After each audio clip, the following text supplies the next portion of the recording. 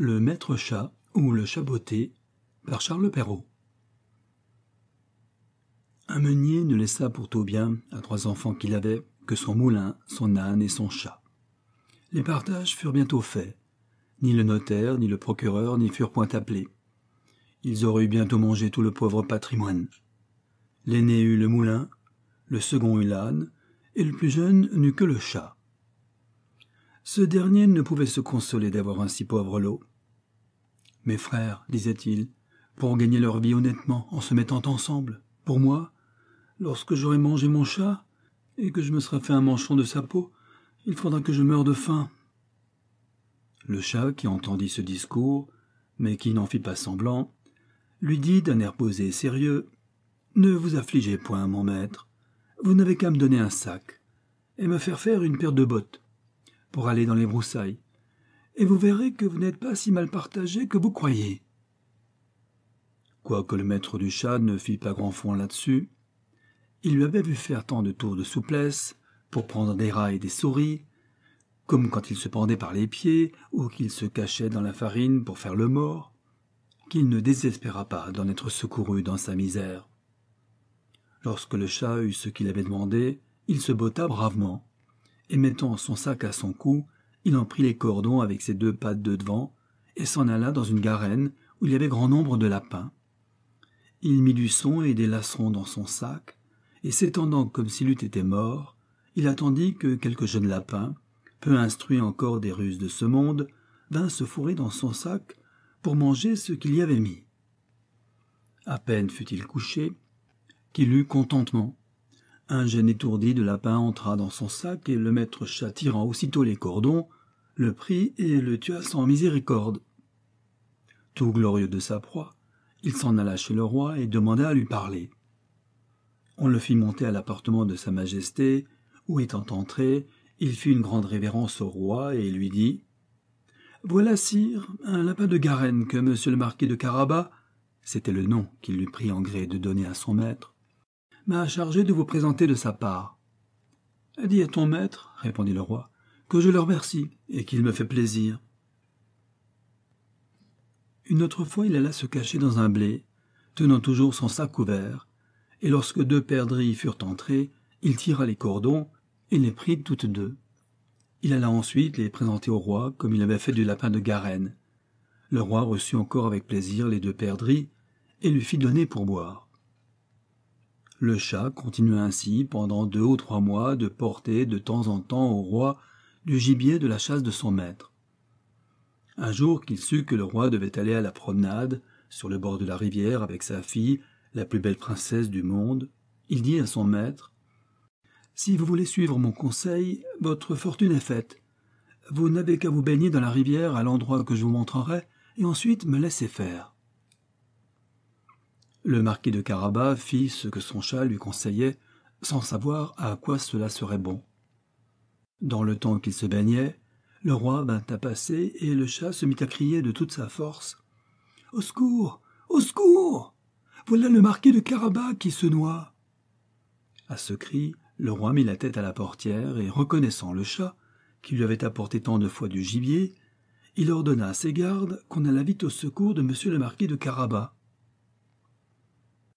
Pendant qu'on retirait le pauvre marquis de la rivière, le chat, s'approchant du carrosse, dit au roi que dans le temps que son maître se baignait, il était venu des voleurs qui avaient emporté ses habits, quoiqu'il eût crié aux voleurs de toute sa force. Le drôle les avait cachés sous une grosse pierre. Le roi ordonna aussitôt aux officiers de sa garde-robe d'aller quérir un de ses plus beaux habits pour monsieur le marquis de Carabas. Le roi lui fit 1000 caresses. Et comme les beaux habits qu'on venait de lui donner relevaient sa bonne mine, car il était beau et bien fait de sa personne, la fille du roi le trouva fort à son gré. Et le marquis de Carabas ne lui pas plutôt jeté 2 ou 3 regards fort respectueux et un peu tendres, qu'elle en devint amoureuse à la folie. Le roi voulut qu'il montât dans son carrosse et qu'il fût de la promenade. Le chat, ravi de voir que son dessein commençait à réussir, prit les devants. Et ayant rencontré des paysans qui fauchaient un pré, il leur dit : « Bonnes gens qui fauchez, si vous me dites au roi que le pré que vous fauchez appartient à monsieur le marquis de Carabas, vous serez tous hachés menus comme chair à pâté. » Le roi ne manqua pas de demander au faucheur à qui était ce pré qu'il fauchait. « C'est à monsieur le marquis de Carabas, dirent-ils tous ensemble, car la menace du chat leur avait fait peur. « Vous avez là un bel héritage, dit le roi au marquis de Carabas. « Vous voyez, sire, répondit le marquis, c'est un pré qui ne manque pas de rapporter abondamment toutes les années. » Le maître chat, qui allait toujours devant, rencontra des moissonneurs et leur dit « Bonnes gens qui moissonnez, si vous ne dites que tous ces blés appartiennent à monsieur le marquis de Carabas, vous serez tous hachés menus comme chair à pâté. » Le roi, qui passa un moment après, voulut savoir à qui appartenaient tous les blés qu'il voyait. « C'est à monsieur le marquis de Carabas, » répondirent les moissonneurs, et le roi s'en réjouit encore avec le marquis. Le chat, qui allait devant le carrosse, disait toujours la même chose à tous ceux qu'il rencontrait, et le roi était étonné des grands biens du marquis de Carabas. Le maître chat arriva enfin dans un beau château dont le maître était un ogre, le plus riche qu'on ait jamais vu, car toutes les terres par où le roi avait passé étaient de la dépendance de ce château. Le chat eut soin de s'informer qui était cet ogre et ce qu'il savait faire, et demanda à lui parler, disant qu'il n'avait pas voulu passer si près de son château sans avoir l'honneur de lui faire la révérence. L'ogre le reçut aussi civilement que le peut un ogre et le fit reposer. « On m'a assuré, dit le chat, que vous aviez le don de vous changer en toutes sortes d'animaux, que vous pouviez, par exemple, vous transformer en lion, en éléphant. »« Cela est vrai, » répondit l'ogre brusquement, « et pour vous le montrer, vous m'allez voir devenir lion. » Le chat fut si effrayé de voir un lion devant lui qu'il gagna aussitôt les gouttières, non sans peine et sans péril, à cause de ses bottes qui ne valaient rien pour marcher sur les tuiles. Quelque temps après, le chat, ayant vu que l'ogre avait quitté sa première forme, descendit et avoua qu'il avait eu bien peur. « On m'a assuré encore, dit le chat, mais je ne saurais le croire, que vous aviez aussi le pouvoir de prendre la forme des plus petits animaux, par exemple, de vous changer en un rat, en une souris. Je vous avoue que je tiens cela tout à fait impossible. »« Impossible » reprit l'ogre. « Vous allez voir. » Et en même temps, il se changea en une souris qui se mit à courir sur le plancher. Le chat ne l'eut pas plutôt aperçue qu'il se jeta dessus et la mangea. Cependant le roi, qui vit en passant le beau château de l'ogre, voulut entrer dedans. Le chat, qui entendit le bruit du carrosse qui passait sur le pont-levis, courut au-devant et dit au roi « Votre Majesté soit la bienvenue dans ce château de monsieur le marquis de Carabas. »« Comment, monsieur le marquis ?» s'écria le roi. « Ce château est encore à vous ? Il ne se peut rien de plus beau que cette cour et que tous ces bâtiments qui l'environnent.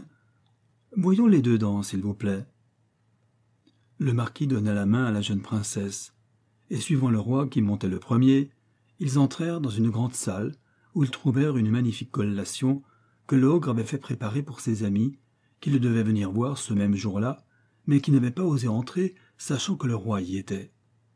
Le roi, charmé des bonnes qualités de monsieur le marquis de Carabas, de même que sa fille qui en était folle, et voyant les grands biens qu'il possédait, lui dit, après avoir bu 5 ou 6 coups, « Il ne tiendra qu'à vous, monsieur le marquis, que vous ne soyez mon gendre. » Le marquis, faisant de grandes révérences, accepta l'honneur que lui faisait le roi, et dès le même jour, il épousa la princesse.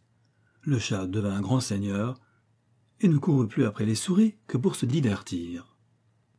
Moralité. Quelque grand que soit l'avantage de jouir d'un riche héritage, venant à nous de père en fils, aux jeunes gens pour l'ordinaire, l'industrie et le savoir-faire valent mieux que des biens acquis. Si le fils d'un meunier, avec tant de vitesse, gagne le cœur d'une princesse, et s'en fait regarder avec des yeux mourants, c'est que l'habit, la mine et la jeunesse, pour inspirer de la tendresse, ne sont pas des moyens toujours indifférents. Remarque.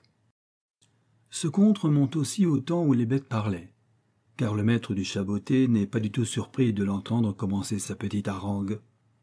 On a dit que le chat était un adroit courtisan, et il est certain qu'il se montre habile politique dans tout ce qu'il fait. On a prétendu encore que le marquis de Carabas était la critique d'un seigneur de la cour de Louis XIV. Et s'il faut en croire quelques doctes, l'usurpation du château et des biens de l'ogre ne serait qu'une allusion à l'indélicatesse de Daubigné, qui s'empara des biens d'un protestant banni par suite des persécutions religieuses de la fin du XVIIe siècle. Alors le chat serait Madame de Maintenon. Ainsi s'achève Le Maître chat ou le chat botté par Charles Perrault.